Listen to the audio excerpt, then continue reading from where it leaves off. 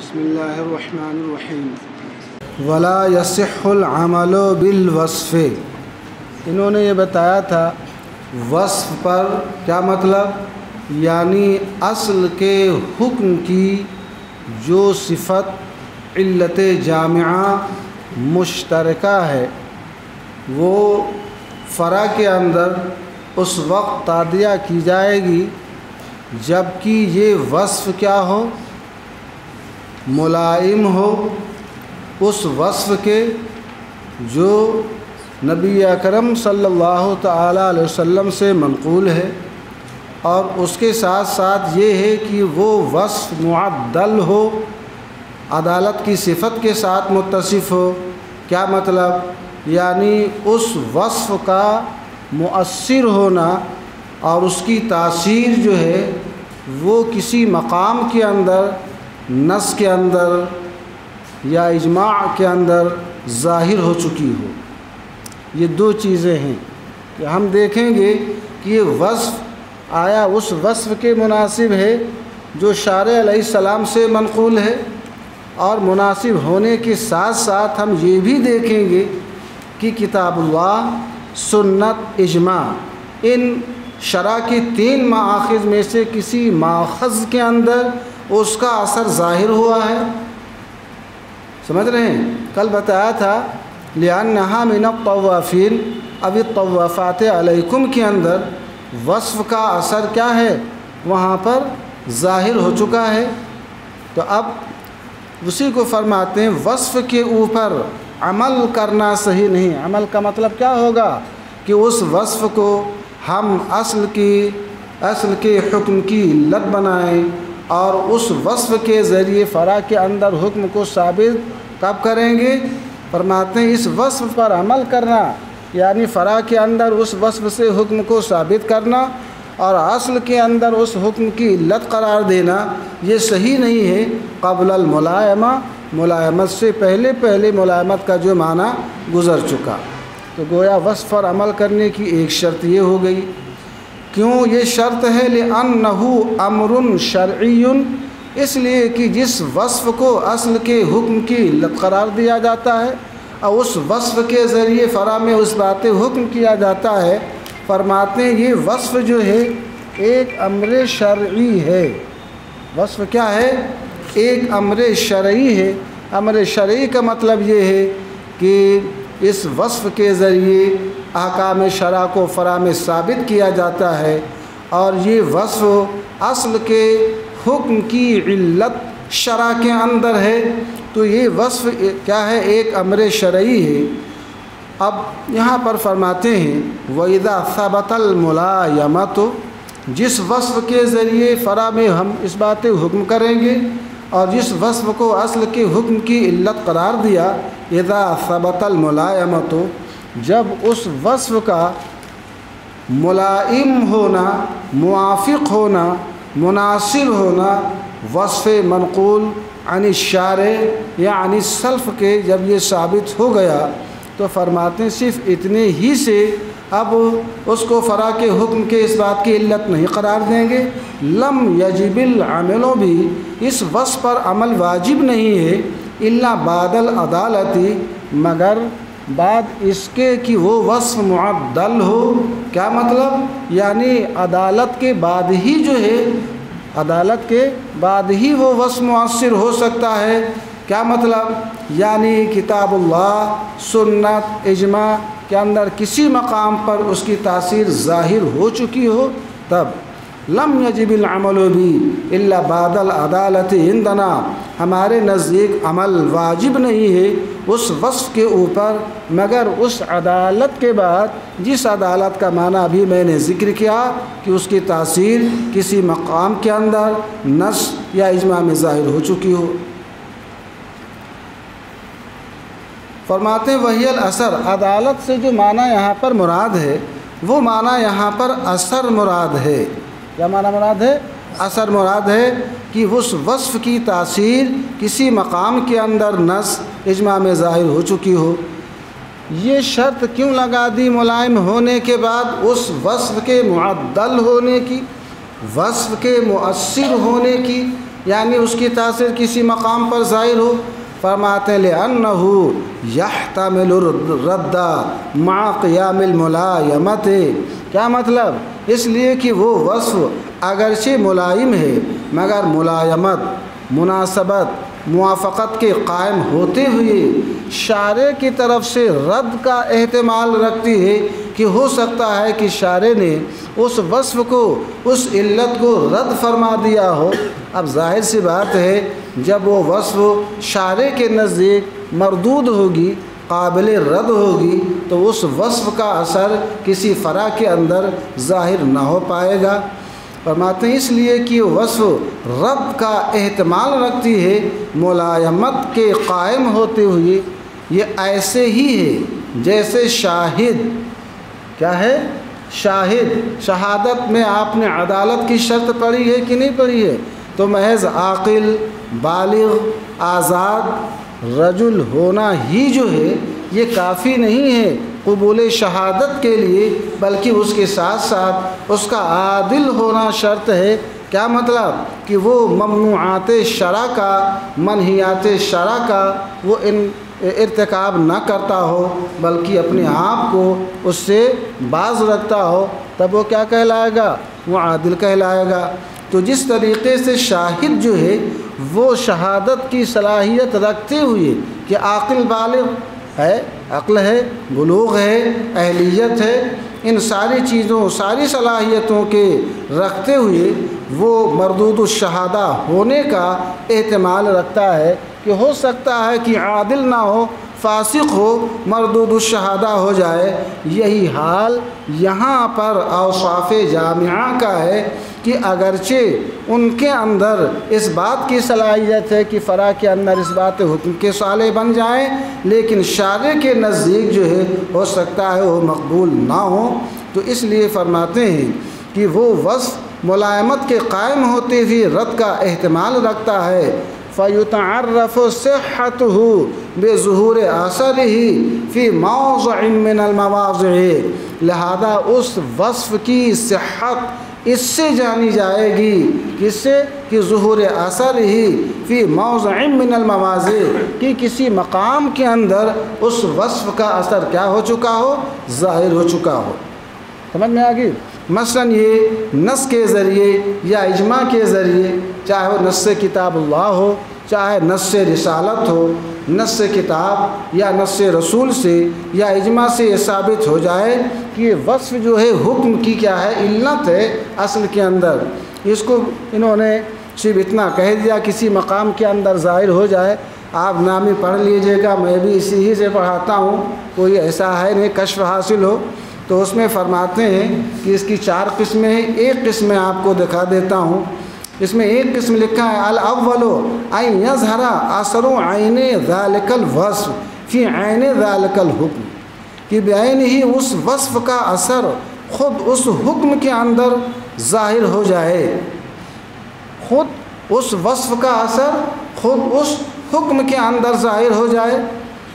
مثال کے طور پر آپ لے لیں کا اثر عین الطواف فی عین سور الحرہ، خود شارع نے ارشاد فرمایا انہا لیست بنجست لانہا من الطوافین اب الطوافات علیکم، حکم بھی شارع نے یہاں پر بتا دیا اور اس حکم کی علت بھی شارع نے بتا دیا، تو اس وصف کا اثر جو ہے خود اس حکم ہی کے اندر ظاہر ہو گیا کہ عین طواف کا اثر سور حرہ کی نجاست کے سقوط کے اندر خود ظاہر ہو چکا ہے، کہ سرکار نے خود ارشاد فرمایا کہ طواف یہ سقوط نجاست سور حرہ کے حکم کی یہ علت ہے، یہ بالکل متفق علیہ ہے، تو خود اس کے اندر ظاہر ہو جائے۔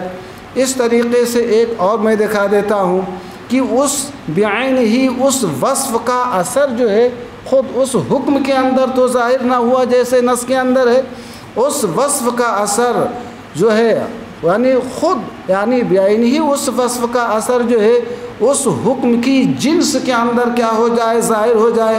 کالصغری، صغر کے بارے میں کل میں نے گفتگو کیا تھا، فإنہ ظہر کونہ علۃ فی ولایۃ المال، کہ صغر کا اثر صغیر اور صغیرہ کے اوپر ولایت اجبار بھی حاصل ہوتی ہے اور ان کے مال کے اوپر بھی ان کے اولیاء کو ولایت حاصل ہوتی ہے کہ نہیں حاصل ہوتی ہے؟ تو فرماتے ہیں جیسے وصف صغر کا اثر یا وصف صغر کا علت ہونا ظاہر ہے ولایت مال کے اندر، بات میں آ گئی، اس پر امام شافعی کا بھی اتفاق ہے اور سب کا اتفاق ہے۔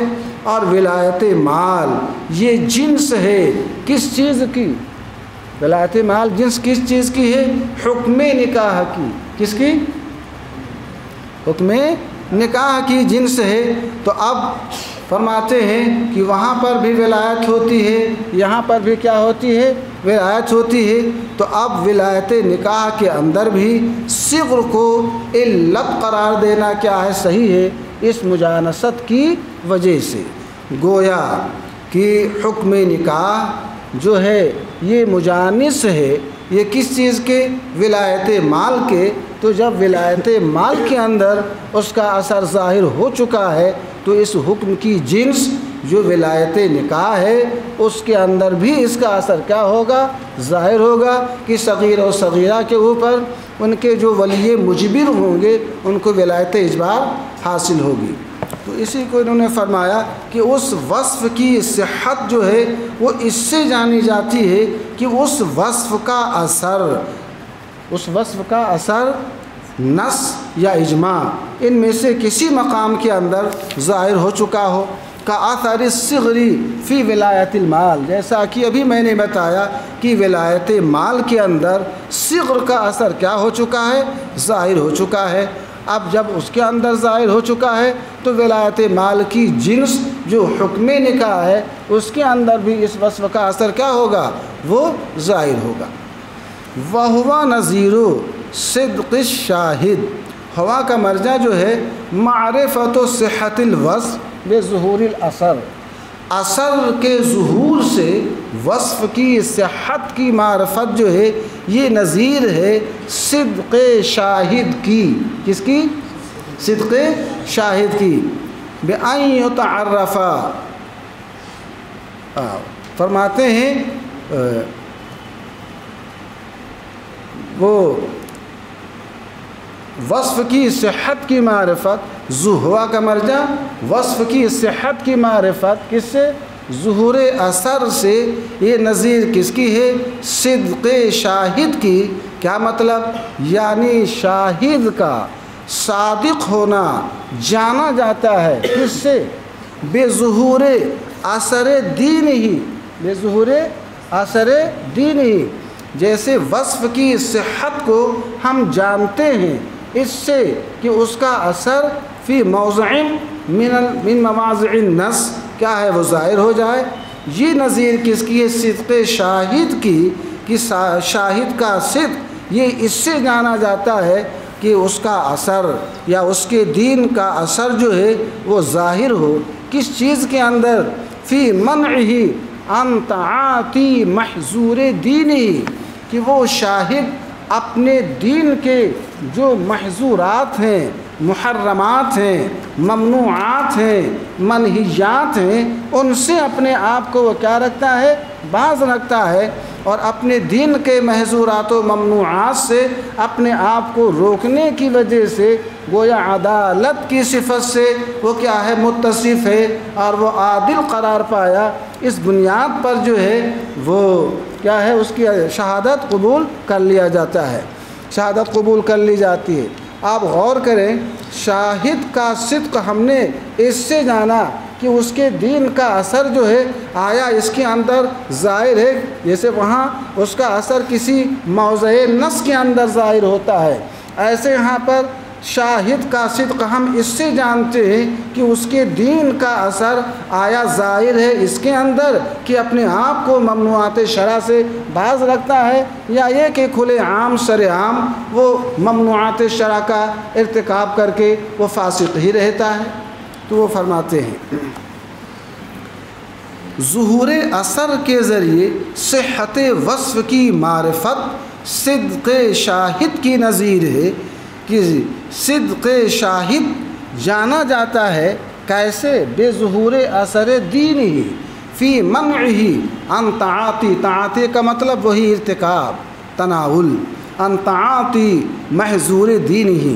تو اب شاہد کا صدق میں نے بتایا تھا، مسلمان ہے، عاقل ہے، بالغ ہے، اہل ہے، سب کچھ ہے۔ تو اب ان سب کے ہوتے ہوئے جس طریقے سے شاہد کا صدق صلاحیت کے بعد اس سے جانا جاتا ہے کہ اپنے آپ کو معاصی سے، کبائر سے وہ باز رکھتا ہے، یہاں تک کہ اب اس ظہور اثر کے بعد قبول شہادت واجب ہوتی ہے، اسی طریقے سے وصف کی صحت حکم کی علت ہونے میں ملائمت کے بعد تاثیر سے جانی جاتی ہے، وہ یوں کہ اس وصف کا اثر کسی نص کے ذریعے، چاہے نص کتاب اللہ ہو یا نص سنت رسول اللہ ہو یا اجماع امت ہو، اس کے ذریعے کسی مقام پر ظاہر ہو جائے، یہاں تک کہ اب یہ وصف بھی کیا ہو جائے، واجب العمل ہو جائے۔ وَلَمَّا صَارَتِ الْعِلَّةُ عِنْدَنَا عِلَّةً بِالْأَثَرِ، جب ہم حنفیہ کے نزدیک علت ہو گئی اثر کی وجہ سے، کس کی وجہ سے؟ اثر سماعت یعنی ظہور اثر کی وجہ سے، تو اب فرماتے ہیں قدمنا، ہم اثر ہی کو دیکھیں گے۔ کیا دیکھیں گے؟ اثر کو دیکھیں گے۔ فرماتے ہیں قدمنا علی القیاس الاستحسان الذی هو القیاس الخفی اذا قوی اثرہ۔ دیکھیے، ایک قیاس جلی ہے اور ایک قیاس خفی ہے۔ تو اب قیاس جلی اور ہے، اور قیاس خفی جس کو یہ لوگ استحسان بھی کہتے ہیں۔ تو یہ فرماتے ہیں کہ ہم نے قیاس کے اوپر، یعنی قیاس جلی کے اوپر، کس کے اوپر؟ قیاس جلی کے اوپر اس استحسان کو مقدم کیا، الذی هو القیاس الخفی، جو قیاس خفی ہے، قیاس جلی نہیں ہے۔ ہم نے قیاس پر استحسان کو کب مقدم کیا؟ اذا قوی اثرہ، جب اس استحسان کا جو اثر ہے، یعنی اس کا جو وصف مؤثر ہے، وہ کیا ہو؟ قوی ہو۔ کیا ہو؟ قوی ہو۔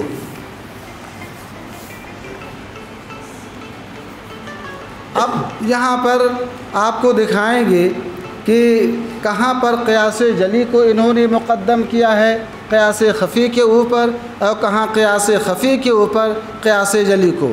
ایک دکھایا وقدمنا القیاس، اور ہم نے قیاس جلی کو، قیاس خفی کو نہیں بلکہ ہم نے قیاس جلی کو مقدم کیا ہے، لصحت اثرہ الباطن علی الاستحسان الذی ظہر اثرہ وخفی فسادہ۔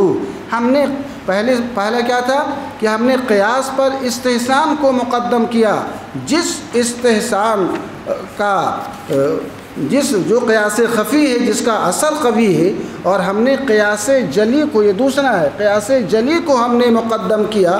کیوں مقدم کیا؟ لصحت اثرہ الباطن، اس لیے کہ قیاس جلی کا جو اثر باطن ہے، اس کی صحت کی وجہ سے قیاس جلی کو مقدم کیا، اس استحسان پر جس کا اثر تو ظاہر ہے مگر اس کا فساد کیا ہے؟ خفی ہے۔ لأن العبرۃ لقوت الاثر وصحتہ دون الظہور، اس لیے کہ اعتبار قیاس کے اندر اثر کی قوت کا ہے، اثر کی صحت کا ہے، دون الظہور، اثر کے ظہور کا نہیں۔ کبھی کبھی ایسا ہوتا ہے کہ اثر تو ظاہر ہوتا ہے مگر اثر کی جو قوت ہوتی ہے وہاں پر موجود نہیں ہوتی ہے، بلکہ وہ اس کا فساد پوشیدہ ہوتا ہے۔ تو اعتبار اثر کی قوت کا ہے اور اس کی صحت کا ہے، ظہور کا نہیں ہے۔ یہاں پر دو چیزیں انہوں نے بتائیں، ایک قیاس پر استحسان کو مقدم کرنا اور ایک استحسان پر قیاس کو مقدم کرنا، یہ ثانیاً انہوں نے ذکر کیا۔ تو اس ثانی کو بیان کرتے ہیں، بیان الثانی فی من تلا آیت السجدۃ فی صلاتہ انہ یرکع بہا قیاسا۔ ثانی کی توضیح اور قسم ثانی کا بیان یوں ہے کہ کسی شخص نے اپنی نماز کے اندر، یہ مسئلہ آپ نے پڑھا ہوگا، نماز کے اندر کسی شخص نے آیت سجدہ کی تلاوت کی اور تلاوت کرنے کے بعد اس نے رکوع کر لیا، کیا کر لیا؟ رکوع کر لیا، تو اب گویا وہ سجدہ تلاوت جو ہے ادا ہو گیا، کیا ہو گیا؟ ادا ہو گیا۔ اور یہ حکم تو نماز کا ہے، کس کا ہے؟ یہ حکم نماز کا ہے، لیکن خارج نماز اگر کوئی وہی آیت سجدہ تلاوت کرتا ہے اور تلاوت کرنے کے بعد خالی وہ رکوع کرے تو کیا وہ سجدہ تلاوت کا جو سجدہ تھا وہ ادا ہو جائے گا؟ نہیں ادا ہوگا۔ بات سمجھ رہے ہیں کہ نہیں سمجھ رہے ہیں؟ تو اب یہاں پر غور کریں، نماز کے اندر وہ اگر ادا کرتا ہے تو ادا ہو جاتا ہے، خارج نماز اگر وہ ادا کرتا ہے تو ادا نہیں ہوتا، ایسا کیوں ہے؟ سمجھ رہے ہیں؟ آپ دیکھیں گے سجدہ جو ہے اور رکوع جو ہے وہ سجدے کے ساتھ کیا رکھتا ہے؟ مشابہت رکھتا ہے، بلکہ رکوع کے اندر بھی سجدے کا معنی پایا جاتا ہے۔ قرآن پاک میں فرمایا گیا وَخَرَّ رَاكِعًا وَأَنَابَ، یہاں خرّا بعض میں کہ راکعن یہاں پر جو ہے فرمایا گیا، یہ راکعن معنی میں کس کے ہے؟ وہ ساجدن کے معنی میں ہے۔ کس کے معنی میں ہے؟ ساجدن کے معنی میں ہے۔ یہاں پر ساجدن کے معنی کو راکعن کے لفظ سے ادا کیا گیا، اس لیے کہ رکوع کے اندر بھی خضوع کا معنی پایا جاتا ہے، تواضع کا معنی پایا جاتا ہے۔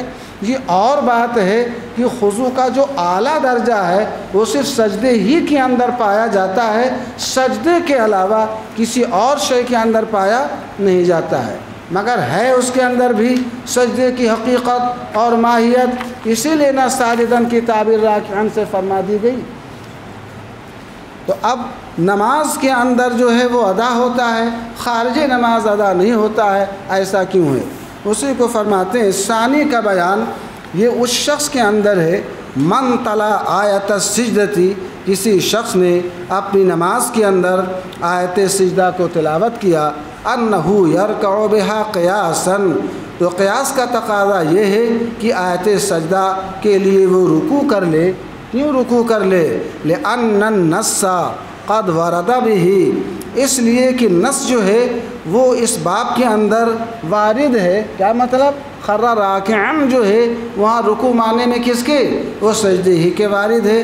اللہ تعالیٰ نے ارشاد فرمایا وَخَرَّ رَاكِعًا وَأَنَابَ۔ اب یہاں پر آپ غور کریں گے قیاس، یہاں پر قیاس کی جو دلیل ہے وہ یہ ہے کہ میں نے بتایا تھا کہ رکوع اور سجدہ دونوں کے اندر مشابہت پائی جاتی ہے خضوع کے اندر، یہی وجہ ہے کہ اس آیت کریمہ کے اندر سجود کے اوپر رکوع کا اطلاق کیا گیا۔ اس لیے یہاں پر یخرو کا یا خرہ کا جو لفظ آیا ہے، خرور کا معنی یہ ہوتا ہے زمین کے اوپر گر جانا، اس کے اوپر زمین کے اوپر گر جانا۔ تو اب خرور یعنی وقوع علی الارض کا تحقق وہ حالت رکوع کے اندر نہیں ہوتا ہے، بلکہ کس میں ہوتا ہے؟ حالت سجدہ میں ہوتا ہے۔ پھر بھی رب العالمین نے اس کی تعبیر کس سے فرمائی؟ راکعن سے فرمائی۔ اس کا مطلب یہ ہے کہ راکعن معنی میں کس کے ہوتا ہے؟ ساجدن کے ہوتا ہے، جس سے یہ بات ظاہر ہو گئی کہ اس آیت میں رکوع سے مراد کیا ہے؟ سجدہ ہے۔ اور جب یہ ثابت ہوا کہ رکوع اور سجدہ خضوع کے اندر دونوں کیا ہیں؟ وہ مشابہ ہیں، اور سجدے تلاوت کے اندر مقصود یہاں پر قربت مقصودہ نہیں ہے بلکہ کیا ہے؟ محض خضوع ہے، تو اب یہاں پر رکوع کیا ہوگا؟ جائز ہوگا۔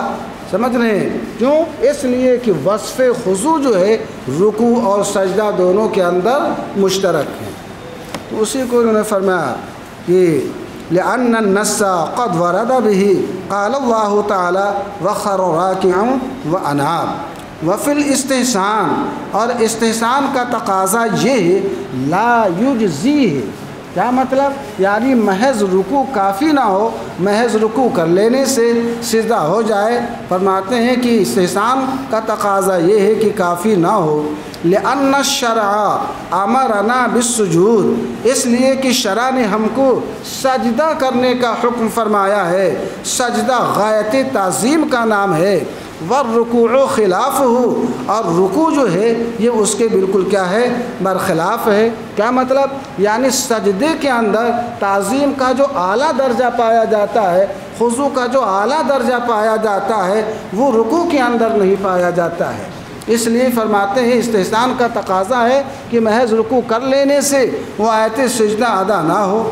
اب فرماتے ہیں فَهَذَا اثر ظاہر، تو یہ کیا مطلب؟ یعنی رکوع اور ہے اور سجدہ کیا ہے، اور ہے، اور اسی طریقے سے رکوع جو ہے وہ سجدے کے لیے کافی نہیں ہے۔ فرماتے ہیں یہ ایک ایسا اثر ہے جو بادی النظر کے اندر کیا ہے، وہ ظاہر ہے، لیکن نظر دقیق کے اعتبار سے اس کے اندر کیا پایا جاتا ہے، فساد پایا جاتا ہے۔ اس لیے یہاں پر قیاس کو ترجیح دے دی گئی، کس کے اوپر؟ استحسان کے اوپر۔ سمجھ رہے ہیں؟